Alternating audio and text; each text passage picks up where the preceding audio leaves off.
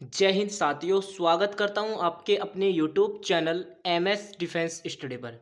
लगातार साथियों इस चैनल पर आपको एसएससी सीएचएसएल की जो क्लासें हैं वो आपको प्रोवाइड करवाई जा रही साथियों, जिसमें हम नेक्स्ट क्लास लेके आ चुके हैं साथियों। इस क्लास में हम बात करने वाले हैं साथियों एसएससी सीएचएसएल एग्जाम के लिए जीके जीएस के कुछ महत्वपूर्ण क्वेश्चनों पर हम डिस्कस करने वाले हैं साथियों। जीके जीएस के, ठीक है, जो कि आपके सीएचएसएल एग्जाम के लिए बहुत ही इंपॉर्टेंट क्वेश्चन ये रहने वाले हैं। लगातार जो है वो क्लासें आपको चल रही है साथियों, प्रोवाइड करवाई जा रही है। लगातार साथियों के कमेंट्स आ रहे हैं कि सर लाइव सेशन भी करवाया जाए। तो साथियों लाइव सेशन जो है वो आपका कल से जो है वो आपका करवाया जाएगा शाम को 8 बजे साथियों।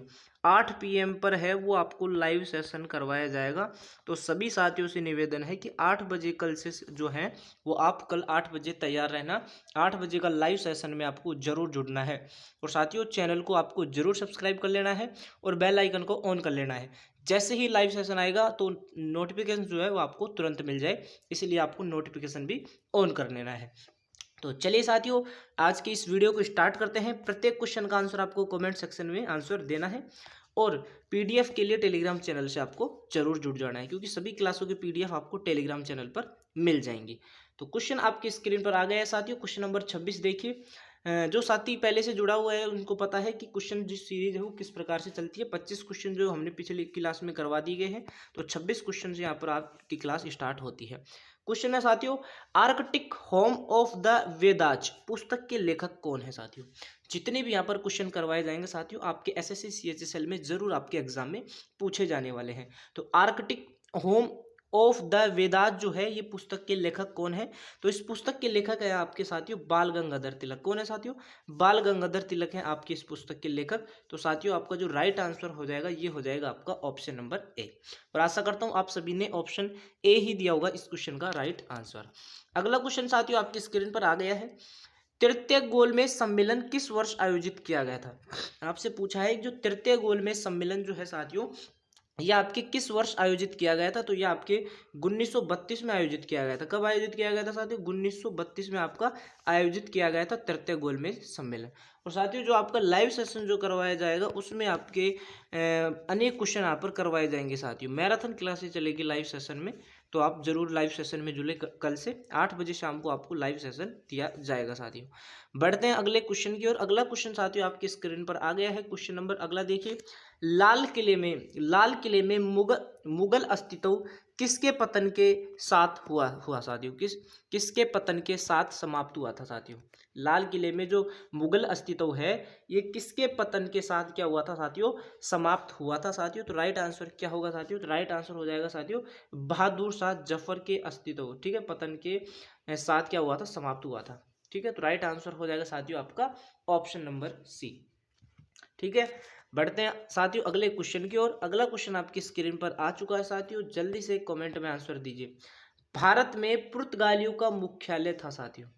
भारत में पुर्तगालियों का जो मुख्यालय था, पुर्तगालियों का मुख्यालय था साथियों, कौन कहाँ पर था पुर्तगालियों का मुख्यालय? तो वो था आपके गोवा में। कहाँ पर था साथियों? गोवा में था आपके पुर्तगालियों का मुख्यालय। तो ऑप्शन डी में आपको दे रखा है गोवा। तो राइट आंसर भी आपका हो जाएगा साथियों ऑप्शन नंबर डी गोवा। अगला क्वेश्चन है साथियों क्वेश्चन नंबर 30 देखिए। इनमें से कौन सी रेखा भारत से गुजरती है। आपको 4 रेखाएं दी गई है साथियों। आपसे पूछा है कि इनमें से कौन सी जो रेखा है वो आपके भारत से गुजरती है। ऑप्शन आपको दे रखा है साथियों मकर रेखा, आर्कटिक रेखा, कर्क रेखा या विषुवत रेखा। तो साथियों भारत से जो रेखा गुजरती है उसका नाम है आपकी कर्क रेखा। कर्क रेखा जो है वो आपके कहाँ से गुजरती है साथियों? भारत से गुजरती है।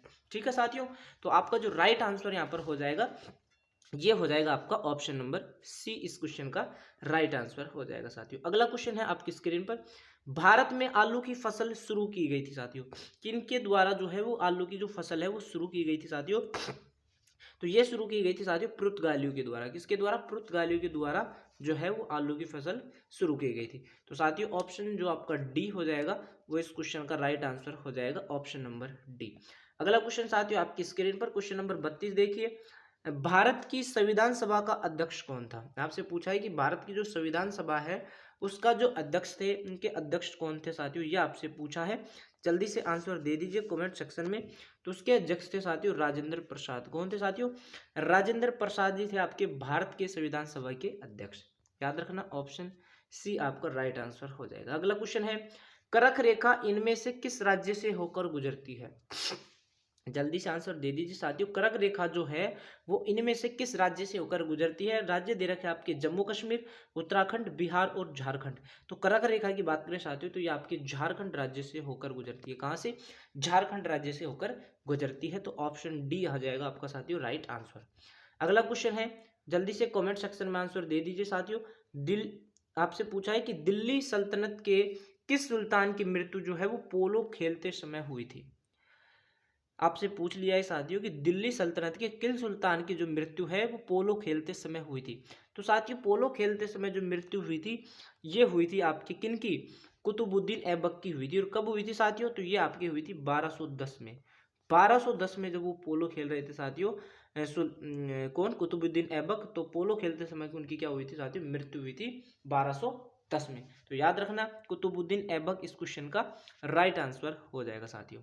अगला क्वेश्चन साथियों आपकी स्क्रीन पर, आवेश का एसआई मात्रक क्या होता है? जल्दी से आप आंसर दे दीजिए। आवेश का एसआई मात्रक, तो आवेश का एसआई मात्रक आपका कूलाम होता है। क्या होता है साथियों?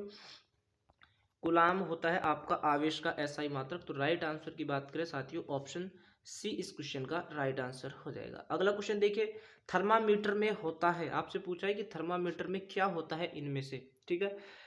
ब्रोमीन होता है, मरकरी होती है, लेड होती है, नाइट्रोजन होती है।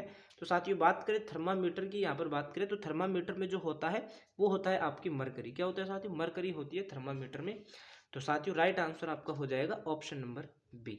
अगला क्वेश्चन है, मौर्य वंश को किस वंश ने समाप्त किया था? यहाँ पर आपसे पूछ लिया कि मौर्य वंश को किस वंश ने समाप्त किया था। तो मौर्य वंश को शुंग वंश ने, किसने? शुंग वंश ने समाप्त किया था। तो राइट आंसर आपका हो जाएगा साथियों ऑप्शन नंबर सी। अगला क्वेश्चन साथियों, डुरंड रेखा भारत और किसके बीच से होकर गुजरती है साथियों? जो जो डुरंड रेखा जो है वो भारत और किसके बीच से स्थित है? किसके बीच स्थित है साथियों? सॉरी, किसके बीच स्थित है? पाकिस्तान, चीन, नेपाल और अफगानिस्तान आपको ऑप्शन में दे रखे हैं साथियों। तो राइट आंसर क्या होगा?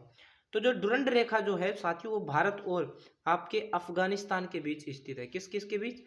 भारत और अफगानिस्तान के बीच आपकी स्थित है डुरंड रेखा। तो राइट आंसर आपका हो जाएगा साथियों ऑप्शन नंबर डी। क्या हो जाएगा? ऑप्शन डी आपका राइट आंसर हो जाएगा। अगला क्वेश्चन आपकी स्क्रीन पर आ गया है, ब्रह्मांड में सबसे अधिक कौन सा तत्व पाया जाता है साथियों? ब्रह्मांड में सबसे अधिक जो है वो कौन सा तत्व पाया जाता है? तो वो तत्व है आपका हाइड्रोजन। कौन सा तत्व है साथियों? हाइड्रोजन तत्व है जो पाया जाता है। याद रखना ऑप्शन जो आपका सी हो जाएगा वो इस क्वेश्चन का राइट आंसर हो जाएगा। ऑप्शन नंबर सी आपका राइट आंसर हो जाएगा। अगला क्वेश्चन है, सबसे छोटा महाद्वीप कौन सा है? आपसे पूछ लिया है साथियों, सबसे जो छोटा महाद्वीप है वो आपका कौन सा है? तो सबसे छोटे महाद्वीप की यदि हम बात करें साथियों तो वो है आपका ऑस्ट्रेलिया महाद्वीप। कौन सा है साथियों? ऑस्ट्रेलिया। तो याद रखना ऑप्शन बी हो जाएगा आपका इस क्वेश्चन का राइट आंसर। नेक्स्ट क्वेश्चन है साथियों, क्वेश्चन नंबर आपकी स्क्रीन पर आ गया है, सूर्य के प्रकाश से हमें कौन सा विटामिन प्राप्त होता है? जल्दी से आंसर दे दीजिए साथियों, क्या होगा इस क्वेश्चन का राइट आंसर? क्वेश्चन पूछा है आपसे सूर्य के प्रकाश से हमें कौन सा विटामिन प्राप्त होता है? तो विटामिन की बात करें तो विटामिन डी आपको मिलता है सूर्य के प्रकाश से। कौन सा विटामिन मिलता है साथियों?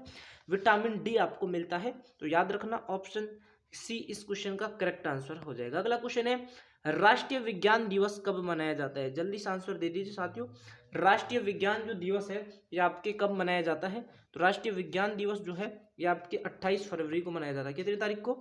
28 फरवरी को मनाया जाता है। तो राइट आंसर हो जाएगा साथियों ऑप्शन नंबर सी। अगला क्वेश्चन आपसे पूछा है, क्वेश्चन नंबर अगला देखिए, हल्दी घाटी का जो युद्ध है ये कब हुआ था साथियों? अब सबसे पहले तो आपको कमेंट सेक्शन में ये बताना है कि हल्दी घाटी का युद्ध है ये किस किस के बीच लड़ा गया था, ये आपको कमेंट सेक्शन में बताना है।